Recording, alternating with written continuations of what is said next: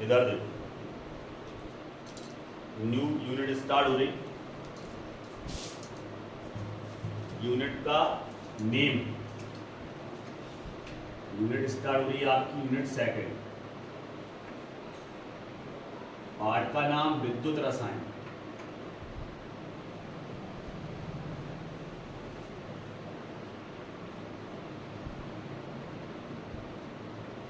English में इसको कहते हैं बेटा इलेक्ट्रोकेमिस्ट्री।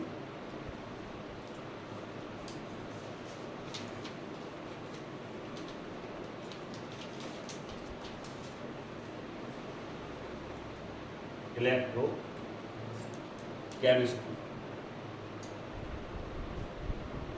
अब सबसे पहले तो यही आता है बेटा कि इलेक्ट्रोकेमिस्ट्री है क्या, मतलब विद्युत रसायन है क्या। तो घर पे आप लोगों ने देखा होगा हमारे यहाँ सर इन्वर्टर लगा, बिल्कुल लगा सर इन्वर्टर, उसमें एक बैटरी है, बैटरी का सिस्टम हमारे इन्वर्टर से है, और फिर लाइट का कनेक्शन है, यही होता। बैटरी में क्या है, बैटरी में सर केमिकल मतलब रासायनिक पदार्थ भरे हुए हैं। क्या भरे हुए? रासायनिक पदार्थ। इसमें कुछ धातुओं की छड़ें होंगी या प्लेटें होंगी, और इसमें विद्युत अपघट्य के रूप में भरा होगा अम्ल, जिसको हम बोलते हैं H2SO, सल्फ्यूरिक अम्ल। ये भरा, मतलब एक हिसाब से इसमें भरे हैं सर रासायनिक पदार्थ।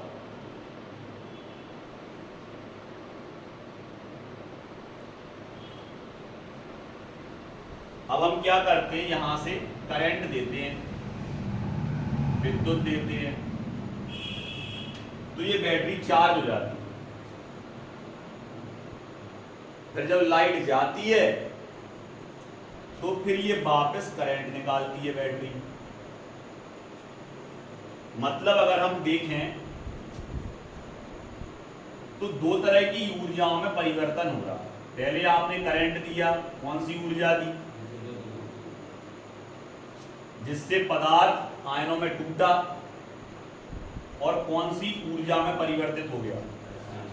रासायनिक ऊर्जा में। फिर लाइट चली गई तो रासायनिक ऊर्जा किस में परिवर्तित हो गई? फिर से। मतलब इन दोनों में परिवर्तन हो रहा, इसका इसमें और इसका यही चल रहा है।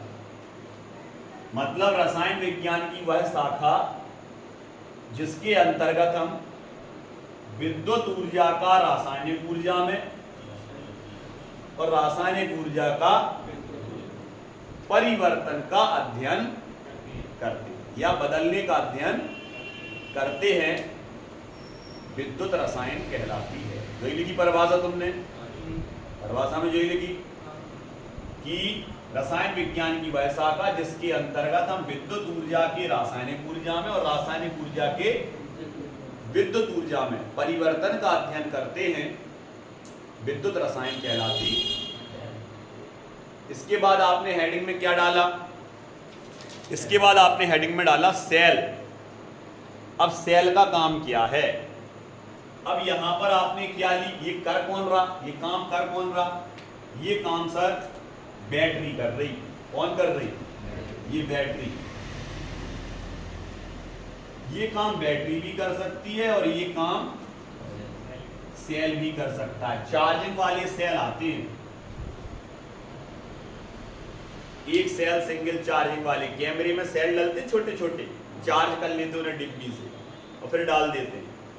तो जो चार्जिंग वाले सेल आते हैं वो भी यही काम करेंगे, बैटरी आएगी वो भी यही काम करेगी। तो सबसे पहले अगर हम बात करें सेल क्या है, तो सेल वह युक्ति का जे की द्वारा तो हो रहा काम। सेल क्या है? वह युक्ति जिसके द्वारा रासायनिक ऊर्जा को और विद्युत ऊर्जा को बदला जाता है। क्या किया जाता है? क्या कहलाता है? ये छोटा रूप है चार्जिंग। बस चार्जिंग सेल, चार्जिंग सेल अकेला होता है और बैटरी कई सेलों के संयोग से बनती है। बहुत सारे सेलों को जब जोड़ दिया जाता है तो क्या बन जाती है, बैटरी। अब यहां पर अगर अपन बात करें, दो चीजें हमें समझ में आ गई सर, सेल और विद्युत रसायन। अब हम बात करते हैं कि एक सेल में कौन कौन सी चीजें होती हैं। तो जो सेल में होंगी वही बैटरी में होंगी।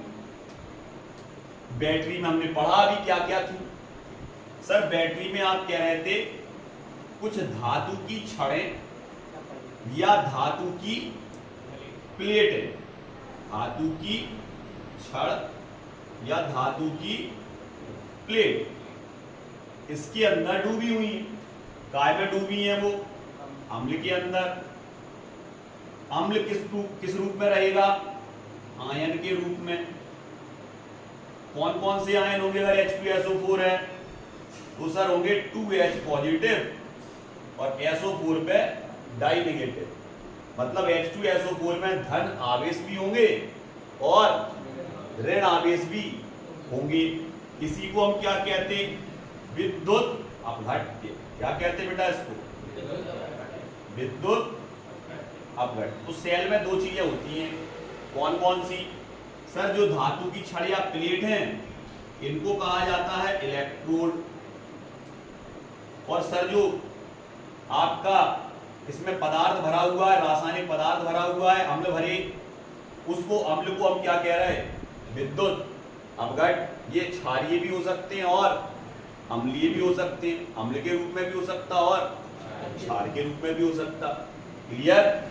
तो दो प्रकार की चीजें निकल के आई सेल में, नंबर 1, नंबर 2 विद्युत अपघट्य। क्लियर, यही था। इसमें वो पानी भरता बैटरी।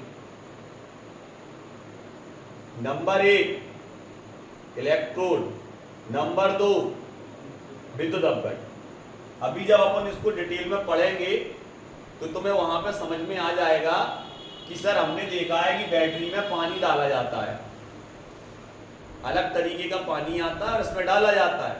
तो जब हम वहां पहुंचेंगे बैटरी पे तो तुम्हें हम ये बता देंगे कि वो पानी क्या होता है और क्यों डाला जाता है। समझ गए। तो अभी अपन वहां नहीं पहुंचे तो बीच में अपन उस चीज को नहीं पढ़ेंगे, नहीं तो जो आप क्रम से चल रहे वो चीज समझ में नहीं आएगी। जब वहां पहुंचेंगे तो वहां बताएंगे। यहां तक किसी को कोई दिक्कत नहीं। अब आपको क्या करना है, अब हमें परिभाषा पढ़नी है किसकी,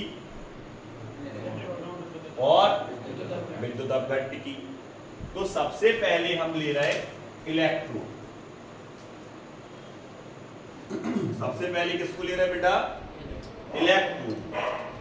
तो अगर हम बात इलेक्ट्रोड की करें, इलेक्ट्रोड क्या है, तो उसने परिभाषा में क्या बताया, जो आपने लिखा उसने ये बताया कि जब किसी धातु की छड़ को, मान ले ये मार्कर नहीं है, धातु की क्या है, छड़। तो जब किसी धातु की छड़ को, मान ले ये कॉपर की छड़ है Cu, या मान ले ये Zn की छड़ है, कोई भी एक ले लो, या तो कॉपर की है या Zn जिंक की है, और इसको आपने ऐसे विलयन में डुबो दिया जिसमें इसी धातु के आयन हैं।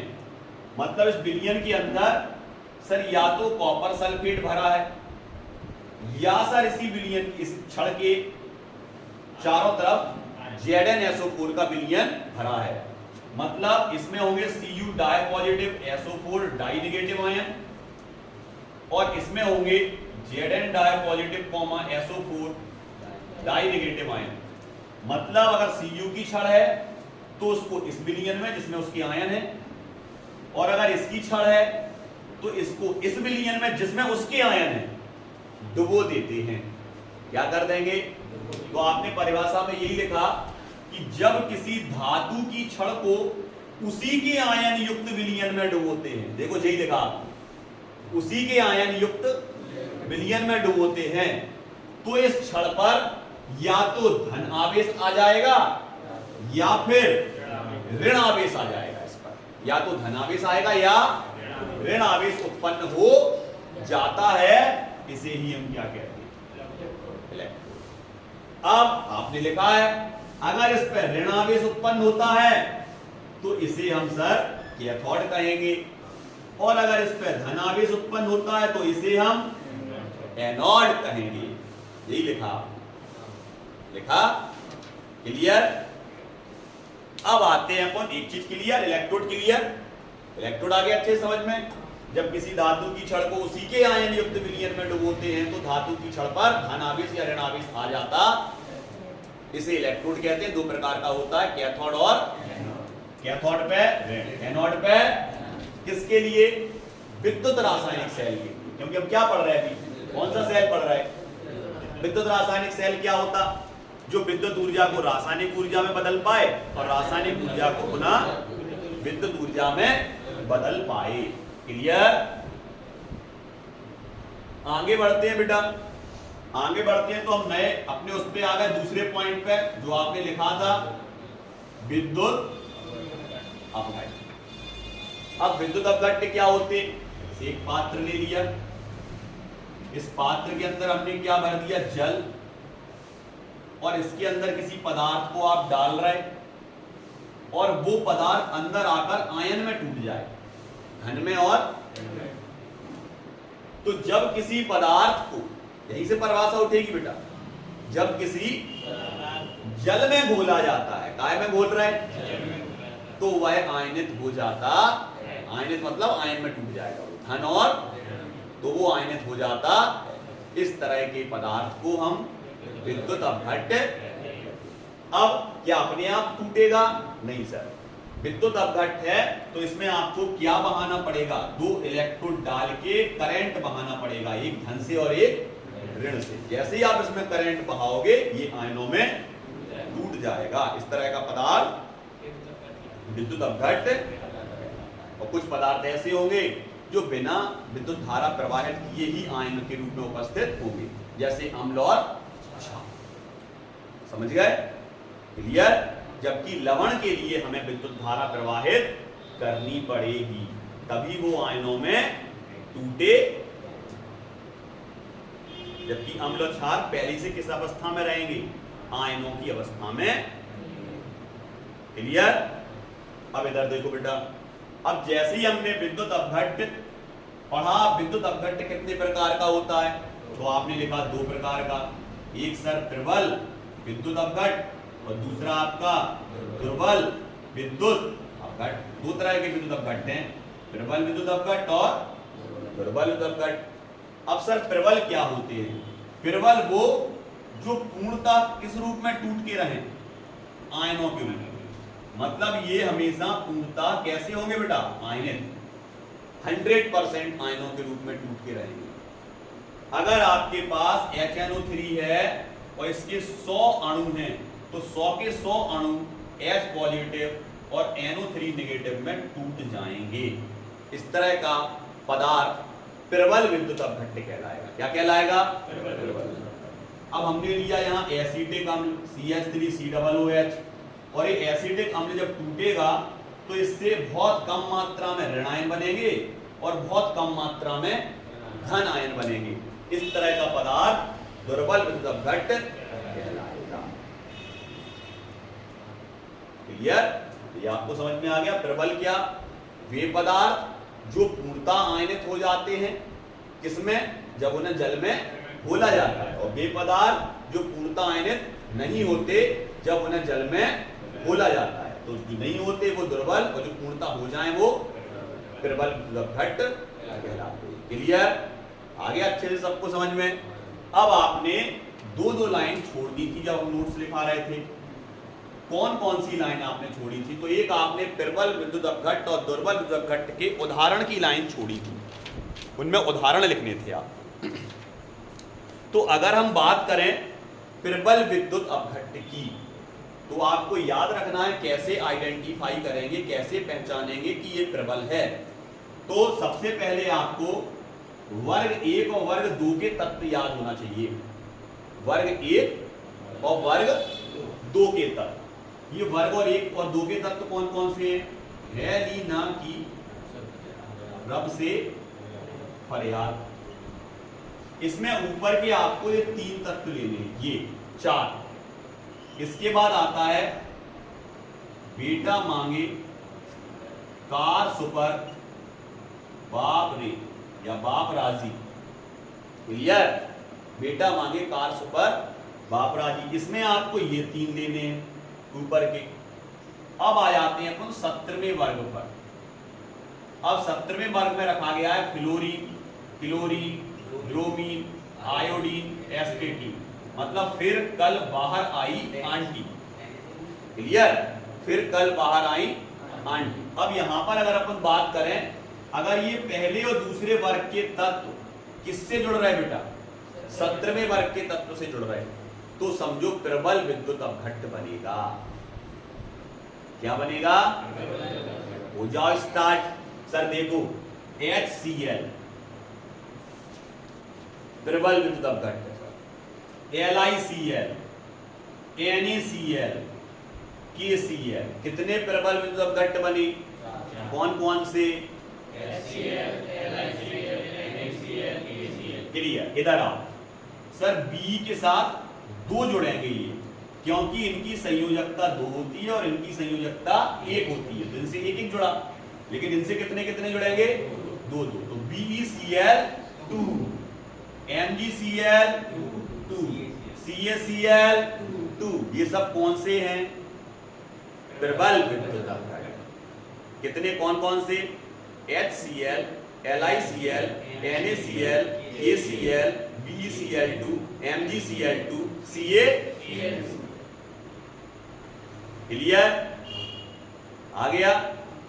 इसके अलावा देखते हैं अब और कौन कौन से हैं। इधर देखो बेटा, अब इसके अलावा हम इसको हटा दें, इसको हटा दिया। अब यही सब इससे भी जुड़ सकते हैं, OH से। OH पे कितना माइनस होता?